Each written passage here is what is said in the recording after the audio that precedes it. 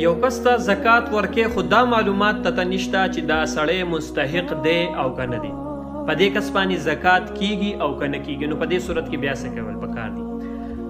بسم الله الرحمن الرحیم. د ټولو نه اول خبره خدا ده چې د زکات د ورکولو دپاره اسلامي تعلیمات دا دي چې ته اول د خپل خاندان نه شروع وکړه. په خپل خاندان کې وګوره د ټولو نه زیات غریب څوک دی، چې کم کس د ټولو نه زیات غریب دی د زکات مستحق دی، په هغه باندې زکات وکړه. نږدې ځای نه شروع وکړه، څونه نږدې په خاندان کې هغې ځای نه شروع وکړه. خو په دې کې دا خبرو یاد ساتل پکار دي چې په خپل خاندان کې په چا زکات کیږي، په خپل چا زکات نه کیږي.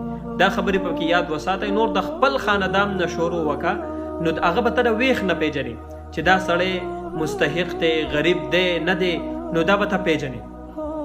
بیا بل وس بهر ته ورکې خو دا معلومات ته نشته چې وس دا مستحق دی او که نه دی. خو که دغه سړی دینداري تپوس دې وکړه آیا تا باندې زکات کیږي نه کیږي، ته د زکات مستحق یې که نه یې، دا تپوس دې وکړه.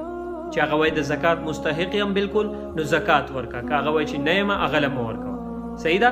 خو لکه شرعي خبره دغه ده چې ته خپل خاندان شروع وکړي. بقایا بهر خلک اکثر اندازه لګي چې دا مستحق زکات دی، نو هغه ته ورکول پکار دي.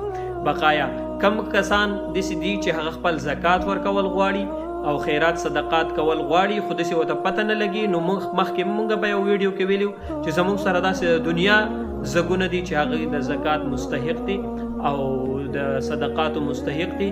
نو موږ سره رابطه کوئ. 0349 55 91 496 دا زموږ د کال نمبر دی. په دې باندې رابطه کوئ. زموږ سره د دنیا مدارس او مساجد او غریب طلبا دایي، نو مونږ هغوی په خپلو صدقو کې، زکاتونو کې وغیره وغیره کې دا شاملو. نو ستاسو زکات دا به صحیح ځای ته ورسي. صحیح شو جی، جزاک الله خیره. ها یو کس خپل زکات بل ځای کې ورکوي، نو دا پابندي نشته چې لکه تاسو زموږ له زکاتونه رالېږئ. جزاک الله خیر.